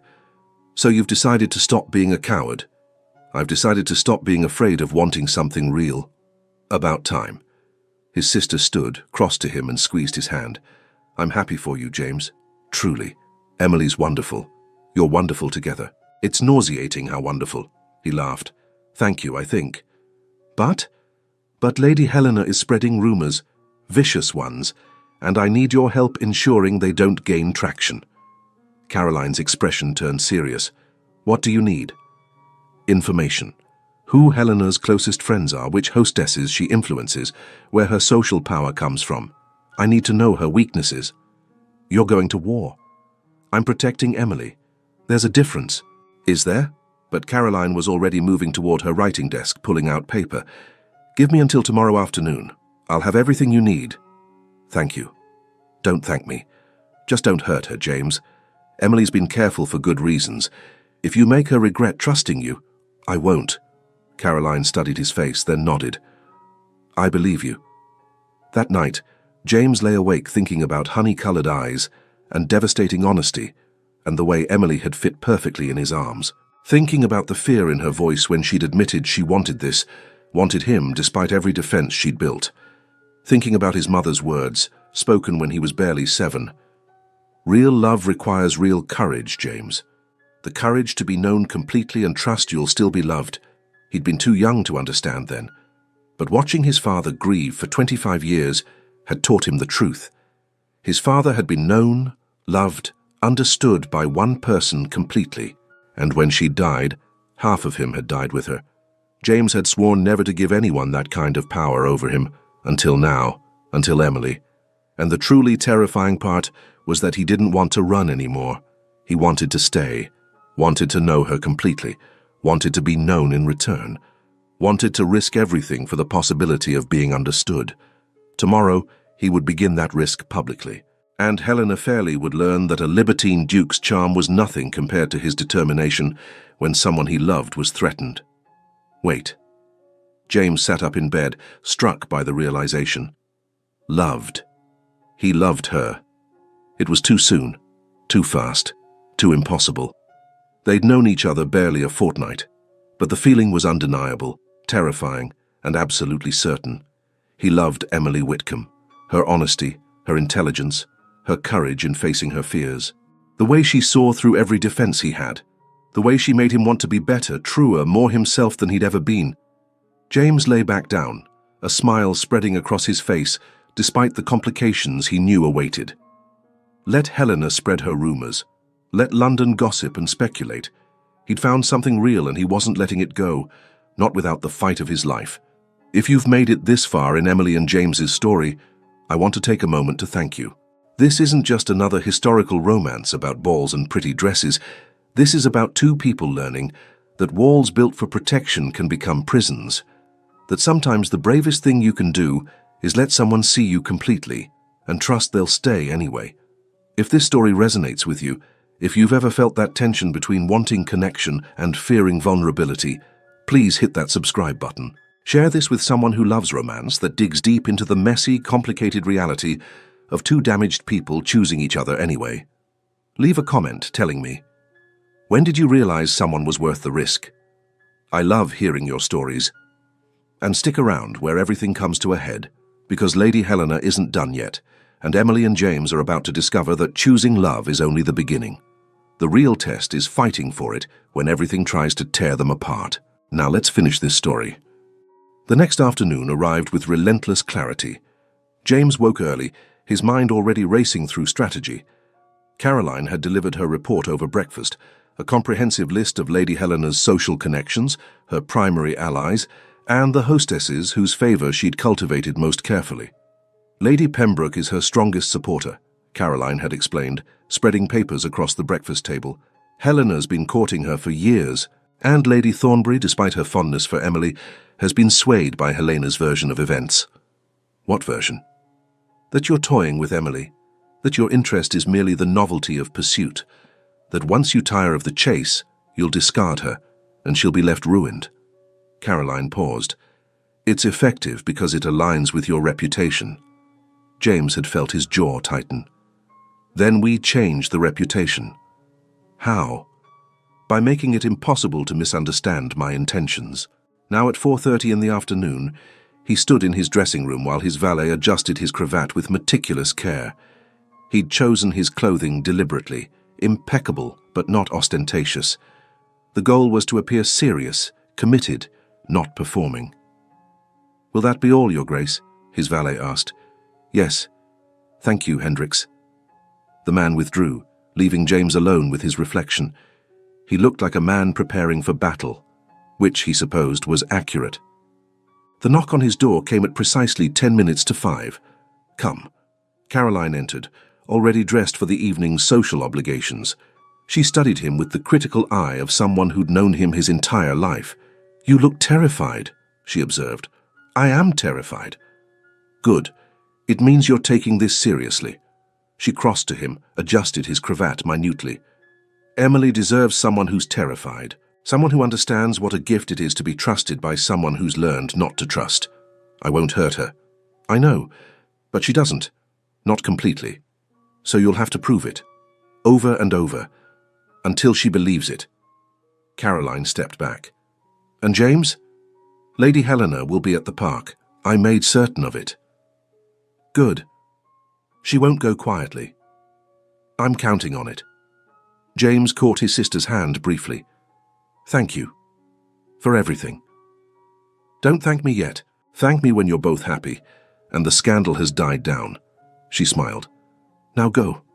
Your lady awaits." The drive to the Whitcomb townhouse took 15 minutes through London's afternoon traffic. James used every second to steady his breathing, prepare his words, remind himself why this mattered. Because Emily mattered. More than reputation, more than comfort, more than the safe distance he'd maintained for years. Mrs. Ashford answered the door herself, her expression pleased. "Your Grace. Punctual. I appreciate that in a man." She stepped aside. "Emily's in the drawing room. Fair warning, she's been pacing for 20 minutes and changed her dress 3 times. "That's unlike her." "Yes. Well, publicly declaring interest in a notorious libertine tends to unsettle even the most composed young ladies." Mrs. Ashford's eyes sparkled. "Go on. Put her out of her misery." James found Emily standing by the window, worrying the fabric of her pelisse. She'd chosen pale yellow muslin with a matching spencer, her hair arranged in a style more elaborate than her usual simplicity. She looked beautiful and nervous and utterly unlike herself. "You changed your hair," he said from the doorway. She spun around, hand flying to the carefully constructed curls. "Is it too much? Aunt Dorothy said I should make an effort, but I feel ridiculous. I look like I'm trying to be someone I'm not." Her fingers moved toward the pins. "I should change it back." James crossed the room in 3 strides and caught her hands. "You look beautiful," he said quietly. "But you also look uncomfortable. And I'd rather have you comfortable and yourself than beautiful and performing." Emily's eyes searched his face. "You mean that?" "I mean it." She pulled her hands free and began removing pins with quick, efficient movements. Her hair tumbled down in waves, auburn catching the afternoon light. She twisted it into her usual simple knot, securing it with far fewer pins. "Better?" she asked. "Perfect." She smiled, that genuine smile he was learning to treasure. "I'm nervous," she admitted. "So am I." "You, the Duke of Ravenshire, nervous about a drive in the park?" "I'm nervous about making a public declaration that I care about you, about ensuring all of London knows I'm serious, about protecting you from gossip while simultaneously inviting more scrutiny." He paused. "I'm nervous about failing you." Emily's expression softened. "You won't. You can't know that." "No, but I can choose to trust it anyway." She reached for his hand. "That's what this is, isn't it? Choosing trust over certainty, choosing risk over safety, choosing each other despite every reason not to." James brought her hand to his lips. "When did you become so brave?" "When you made it impossible not to be." They stood there for a moment, holding hands in the afternoon sunlight, gathering courage for what came next. Then Mrs. Ashford appeared in the doorway. "As touching as this is, you're going to miss the fashionable hour. And the whole point is to be seen, yes?" Emily laughed and retrieved her bonnet. "She's right, let's go make a scandal." Hyde Park, at 5 o'clock on a fine April afternoon, was a carefully orchestrated social theatre. Every carriage that made the circuit along Rotten Row carried someone of consequence. Every gentleman on horseback positioned himself to be noticed. Every lady arranged herself for maximum visibility. It was performance at its finest. And James was about to use it for the most honest thing he'd ever done. His curricle drew immediate attention as they entered the park. Heads turned, conversations paused. The Duke of Ravenshire, notorious for driving alone or with widows of certain reputations, was escorting a respectable young lady. Whispers rippled through the crowd like wind through grass. Emily sat beside him, her posture perfect, her expression composed. But James felt the slight tension in her shoulders, saw the way her fingers gripped her reticule just a bit too tightly. He slowed the horses to a walk, ensuring they would be seen clearly by everyone present. "Breathe," he murmured. "We're just driving. We're making a statement. Yes, that I care about you and won't hide it. Is that so terrible? It's terrifying. Every eye in London is on us right now. Let them look." James guided the curricle past a cluster of elegant carriages. "Let them see that I choose you, that this isn't a game or a diversion, that you matter to me." Emily glanced at him, something vulnerable in her expression. "Do I? Truly?" More than I knew was possible. Before she could respond, a familiar voice called out, "Your Grace, Lady Emily, how delightful!" Lady Pembroke's carriage had drawn alongside theirs. The elderly Countess smiled with vulpine interest, her eyes cataloguing every detail of their appearance together. "Lady Pembroke," James said smoothly, "good afternoon." "Indeed it is. I'm so pleased to see you both looking so well, and together. How unexpected." The word carried weight. Implication. Emily's shoulders tensed further. James made a decision. "Not unexpected at all, Lady Pembroke. Lady Emily has graciously agreed to allow me to court her. I'm the most fortunate man in London." Silence. Absolute, shocked silence. Lady Pembroke's smile froze. Around them, every nearby conversation stopped. A dozen heads turned to stare. Emily's hand found his on the reins, squeezing briefly. "You're too kind, Your Grace," she said, her voice steady despite the attention. "Though I think the fortune is mine. It's not every day one finds a gentleman willing to value intelligence over performance." The comment landed like a stone in still water. Lady Pembroke recovered first, though her smile had gained an edge. "How lovely. I'm sure society will be fascinated by this development." She paused meaningfully. "Though I do hope Lady Emily is prepared for the scrutiny such an attachment will bring. The Duke's previous associations have been, shall we say, varied." "His past associations are his own concern," Emily replied with devastating calm. "I'm interested in his present character, which I've found to be far more honest than rumour suggests." James felt pride surge through his chest. Lady Pembroke's expression soured. "Yes, well, I'm sure you know best, dear." She gestured to her driver. "Do give my regards to your aunt, Lady Emily. I must be going." As her carriage pulled away, James heard her immediately begin speaking to her companion in urgent, excited tones. "That was remarkable," he said quietly. "That was foolish. She'll tell everyone we spoke to her. The gossip will be everywhere by evening. That's the point. No more uncertainty. No more speculation about whether my interest is genuine. Now everyone knows. Now everyone knows you're courting me. They don't know why or how long it will last or—" "Emily." James brought the curricle to a gentle stop beneath a massive oak tree, slightly removed from the main flow of traffic. "Look at me." She turned, and he saw the fear beneath her composure. "I'm not doing this casually," he said. "I'm not performing interest because you're novel or challenging. I'm telling you and all of London that I care about you, really care. The kind of caring that leads to permanent decisions. James, I know it's fast. I know we've only known each other a fortnight. I know every rational reason this should be impossible." He caught her hand, held it openly where anyone could see. "But I've spent 32 years being rational and careful and maintaining perfect distance from anyone who might actually matter. And I'm done. I'm done being alone, done pretending I don't want connection, done hiding behind my reputation like armor." "What are you saying?" "I'm saying that I'm choosing you. Choosing us. Choosing the terrifying possibility that maybe we can be known and loved anyway." He paused. "If you'll have me." Emily's eyes filled with tears. "This is madness. Probably. We'll hurt each other, make mistakes, fail spectacularly. Almost certainly. And if it doesn't work, we'll both be—" "It will work," James interrupted softly. "Not perfectly, not without effort, but it will work because we're both willing to try. Because we see each other clearly and choose each other anyway. Because we'd rather risk everything than stay safe and alone. A tear escaped, trailing down her cheek. I'm still terrified. So am I. But I love you, Emily. I know it's too soon and too fast and too impossible, but I love you anyway. Her breath caught. You love me? Yes. James, A sharp laugh cut through the moment. They both turned to see Lady Helena Fairlie's carriage approaching, her expression a perfect mask of pleasant surprise that didn't reach her calculating eyes.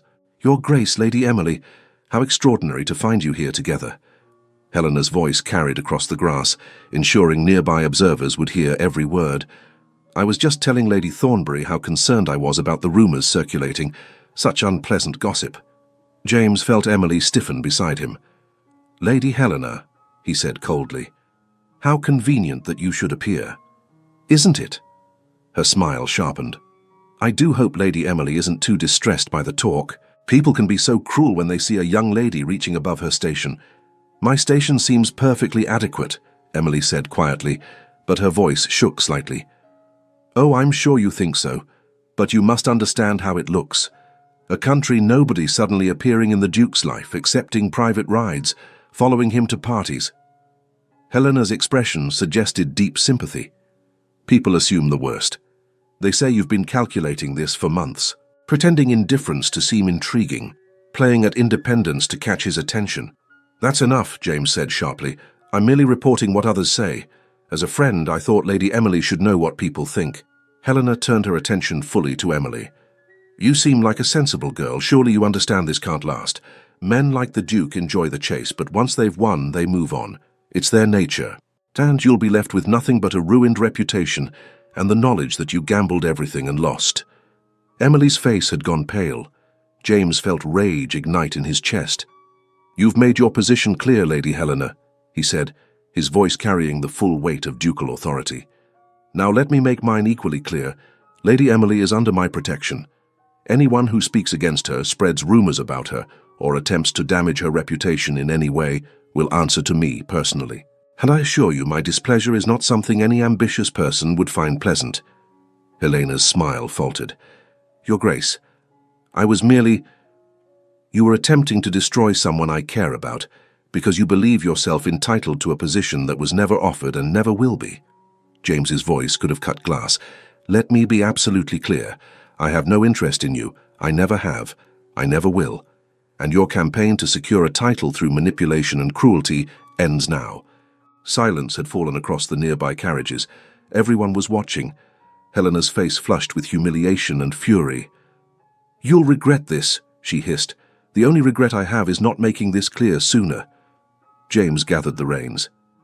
Good day, Lady Helena. I trust we won't need to have this conversation again. He guided the curricle away, leaving Helena sitting in her carriage, surrounded by witnesses to her public dismissal. Emily said nothing for a long moment. When she finally spoke, her voice was small. You just made an enemy of one of the most influential young ladies in London. I don't care. James, she'll do nothing. Because I meant what I said. Anyone who harms you harms me. And I have significantly more power than Lady Helena Fairlie could ever accumulate. Emily turned to look at him. Really look. And he saw wonder in her expression. You defended me. Of course I did. Publicly. In front of everyone. You chose me over social peace. Emily. James brought the curricle to a stop again, this time in a more secluded area of the park. I will always choose you, in public, in private, in front of the entire ton, or alone in a room. You are my choice, the only choice that matters. Fresh tears spilled down her cheeks. I love you too, she whispered. I was trying to tell you before Helena appeared. I love you, James. Despite every defense I built, every wall I constructed, every promise I made to myself, I love you. James pulled her into his arms. Propriety be damned. She came willingly, burying her face in his coat, while her shoulders shook with a mixture of tears and relief and overwhelming emotion. He held her, there in Hyde Park, in full view of anyone who might pass, held her and let her cry, and didn't care who saw or what they thought. We're going to be fine, he murmured into her hair. Better than fine. We're going to be extraordinary. How can you be so certain? Because we choose each other, every day, despite fear, despite gossip, despite every obstacle. He pulled back enough to look at her face. And because I'm never letting you go, Emily laughed through her tears. That's very possessive, Your Grace. Is it? I thought it was romantic. It's both. Fortunately, I find I don't mind. He kissed her then, gently, aware they were still in public but unable to resist. When they separated, Emily was smiling, that genuine, transformative smile he treasured. Take me home, she asked. Yours or mine? Mine. Aunt Dorothy will want a full report, and I suspect we have a wedding to plan. James's heart stuttered. Are you proposing? No, that's your job, but I am accepting. In advance. Whenever you decide to actually ask. Her eyes sparkled. Unless you've changed your mind? Never. James gathered the reins, his own smile breaking free. Though I had planned something more romantic than a public confrontation in Hyde Park. I don't need romance, James. I need honesty. And you defending me against Helena, defending us, was the most honest thing anyone's ever done for me. He brought her hand to his lips again. Then let's go tell your aunt she's about to acquire a duke in the family. She'll be insufferable. I'm counting on it. Mrs. Ashford was indeed insufferable. I knew it, she crowed when they arrived at the Whitcomb townhouse and Emily shared the news. The moment I saw you standing together at that dreadful musicale, I knew. Caroline and I have been planning this for days. You and Caroline? James asked. Of course. Someone had to ensure you both stopped being idiots. We've been quite strategic about it. She beamed. Now I assume you'll want to speak with Emily's father. He's in the country, Emily said. Then you'll travel to him tomorrow. The sooner this is official, the better. Let Helena and her cronies choke on their rumors, while you secure a special license and plan a wedding. Aunt Dorothy. Don't Aunt Dorothy me. You're getting married, properly and soon, before anything can interfere. Mrs. Ashford's expression turned serious. The ton will try to tear this apart. Jealousy, ambition, sheer malice. You'll face all of it. The only defense is to make it impossible to undo. James understood completely. I'll leave for Whitcomb Manor at first light. With your permission, Emily, I'd like you to accompany me. Your father should hear this from both of us. That's highly irregular, Emily said, but she was smiling. I believe we've moved past regular, don't you think? Fair point. They spent the evening in the Whitcomb drawing room, planning logistics, discussing timing, and occasionally just sitting together in comfortable silence, a luxury neither had experienced with another person before. When James finally took his leave near midnight, Mrs. Ashford walked him to the door. You understand what you're taking on? She asked quietly. Emily's not easy. She's opinionated, stubborn, fiercely independent. She'll challenge you constantly. I know, that's why I love her. Good. Mrs. Ashford smiled. Then you'll do. Take care of my girl, Your Grace. She's the best thing in my life. She's the best thing in mine, too. James returned to Grosvenor Square to find Caroline waiting in the drawing room with champagne. I heard, she said simply. All of London has heard. You're the talk of every drawing room, every club, every gathering. The libertine Duke of Ravenshire, publicly declaring love for a bookish nobody. She's not a nobody. I know, that's my point. You see her, really see her, and you love her anyway. Caroline poured 2 glasses. To my impossible brother and his perfect match. They drank to that. Later, alone in his bedroom, James stood at the window looking out over the sleeping city. 2 weeks ago, he'd been exactly what they called him, a libertine duke, charming and distant and utterly alone. Now he was a man in love, planning a future with someone who saw through every defense and loved him anyway. The transformation was terrifying. It was also the best thing that had ever happened to him. Tomorrow, he would ask formally for Emily's hand, would face her father and request permission to marry the daughter he'd raised to be independent and strong, would begin the process of making Emily his duchess, his partner, his love. James smiled at his reflection. Let Helena spread her poison. Let London gossip and speculate. He'd found something real, something true, something worth every risk, and he was never, ever letting it go. The confrontation with Helena had not ended matters, as they discovered over the following week. If anything, her humiliation had made her more dangerous. Rumors began circulating. whispers that James had compromised Emily during their rides together, that the courtship was a desperate attempt to salvage her reputation, that within months he would tire of her and return to his previous lifestyle. But this time they were prepared.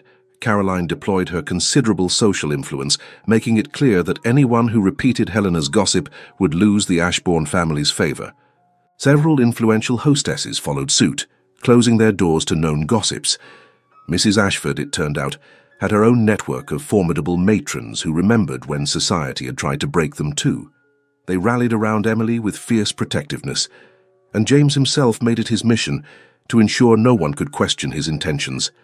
He appeared at every social engagement with Emily on his arm. He consulted her opinion publicly, valued her intelligence openly, treated her with a respect that made his previous flirtations look like the empty performances they'd been.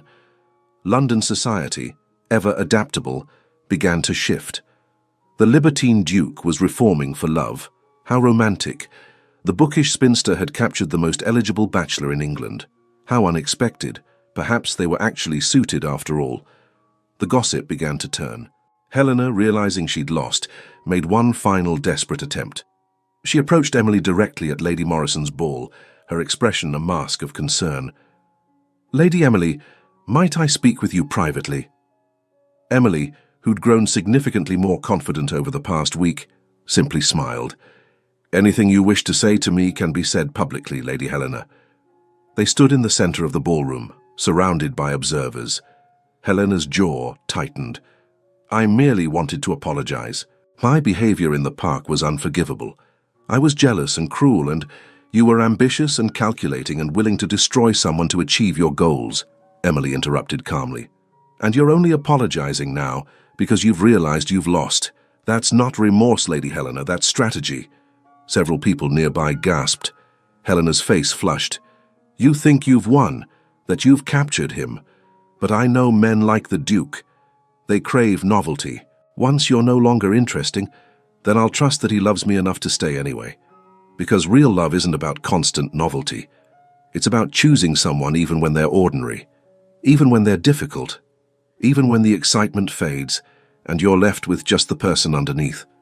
Emily's voice remained steady. "You never understood that. You only understood power and position. And that's why you'll never have what we have." Helena stood frozen, unable to respond. James appeared at Emily's elbow, his presence solid and supportive. "Is there a problem?" he asked mildly. "No problem at all," Emily said. "Lady Helena was just leaving." Helena fled. James watched her go, then turned to Emily with undisguised pride. "You didn't need me to defend you." "No, but I liked that you came anyway." She squeezed his hand. "Ready to dance? With you?" "Always."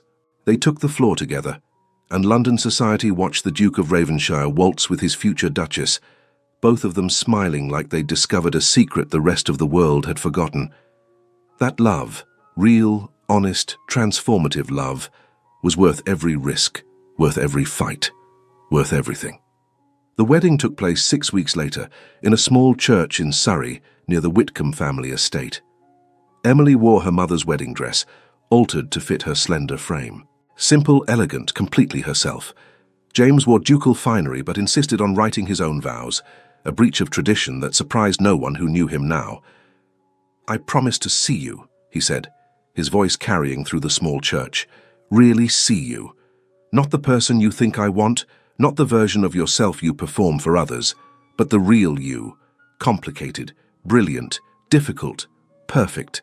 I promise to love all of it, especially the parts you think are unlovable." Emily's eyes shimmered with tears. "I promise to trust you," she replied, "even when fear tells me to run, even when vulnerability feels dangerous, even when loving you means risking everything. I promise to choose you, every day, for the rest of my life." They exchanged rings with steady hands. When the vicar pronounced them husband and wife, James kissed her with such tenderness that several guests wept openly. Caroline and Mrs. Ashford embraced each other, both looking thoroughly satisfied.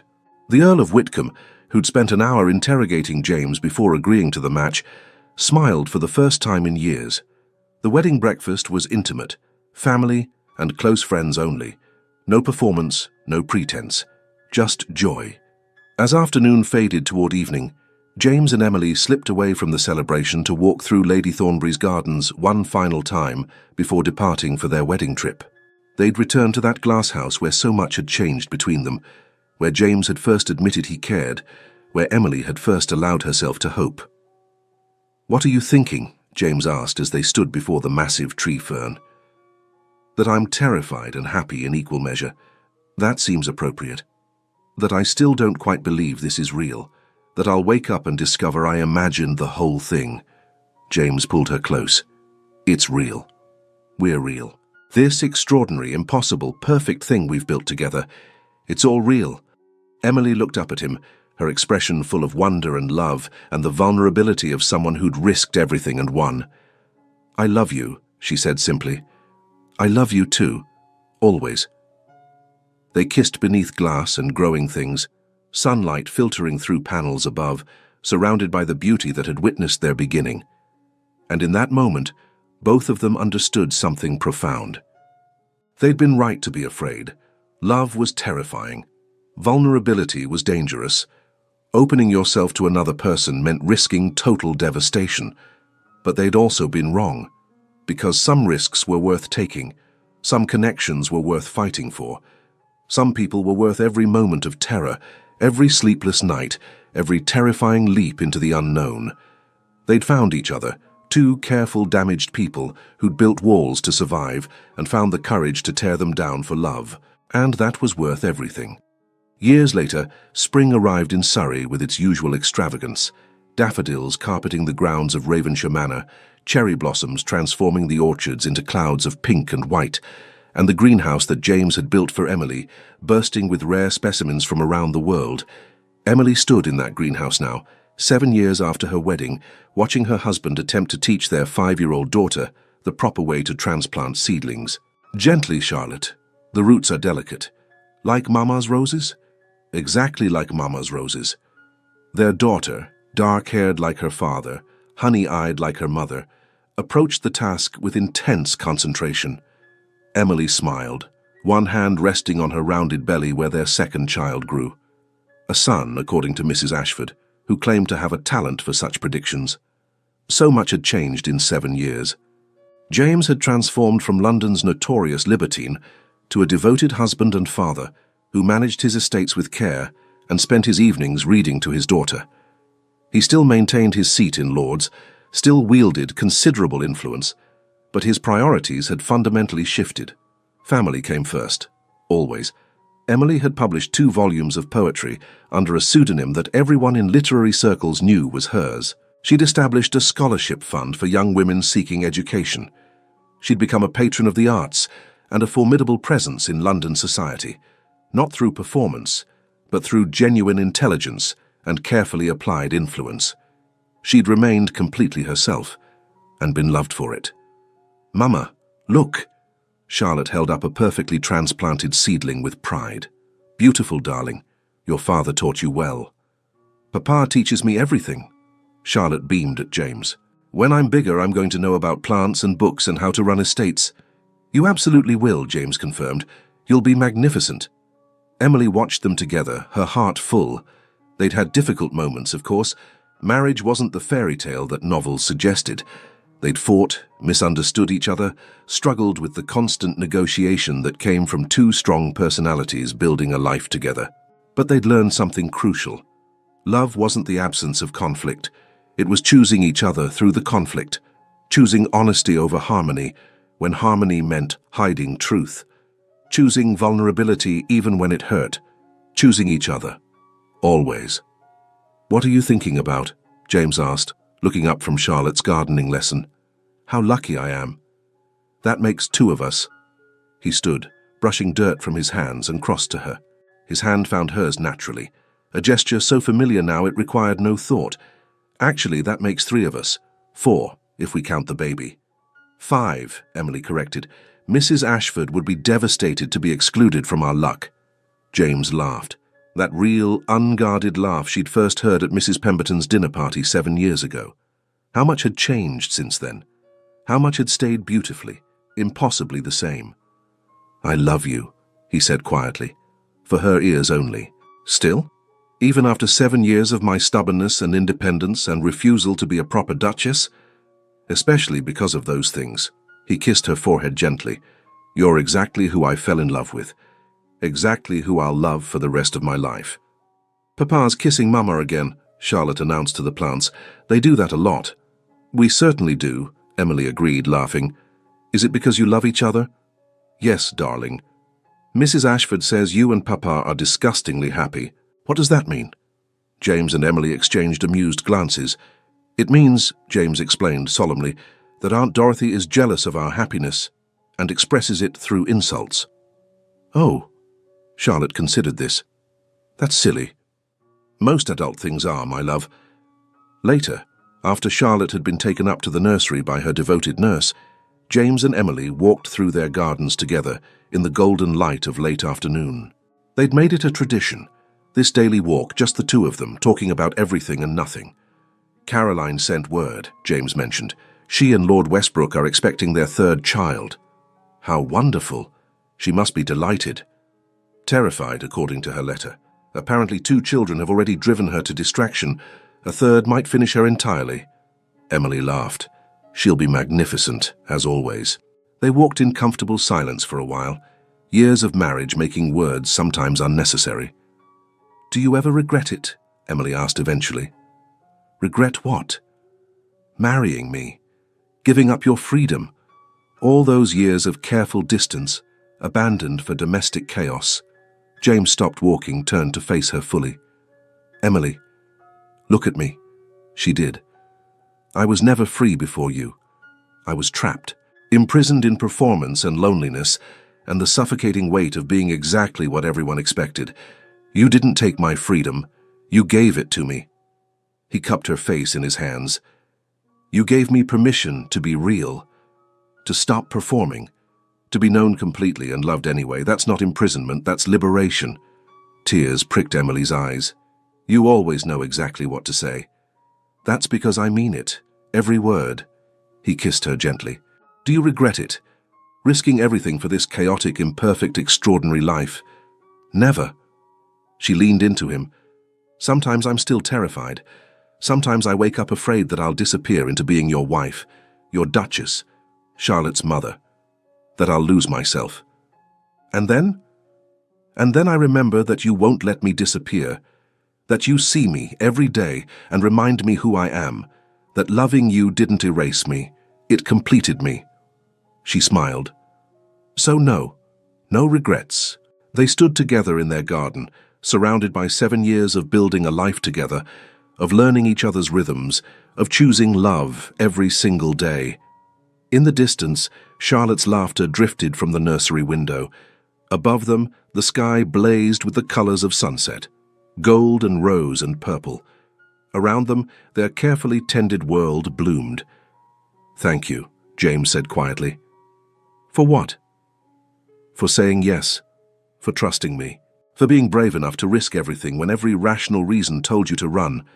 Thank you for seeing me, for fighting for us, for loving me even when I'm difficult and stubborn and impossible. Especially then.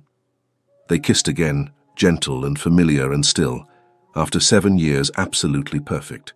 And in that moment, standing in the gardens they'd cultivated together, with their daughter's laughter floating through the air and their future growing inside Emily, both of them understood the profound truth they'd discovered 7 years ago in a glass house in Surrey. Love required courage, real, bone-deep, terrifying courage, the courage to be known completely, the courage to stay vulnerable, the courage to choose each other, day after day, year after year, even when fear whispered that safety lay in distance. But that courage, that choice, had given them something more valuable than safety. It had given them each other, and that was worth every risk, worth every moment of terror, worth everything. They walked back toward the house together, hand in hand, as evening settled softly over Ravenshire Manor. Behind them, the greenhouse glowed with lamplight and promise. Ahead of them, their daughter waited. Between them, 7 years of choosing love, and beyond them all the years still to come, imperfect, extraordinary, and absolutely theirs. Together, always. The end.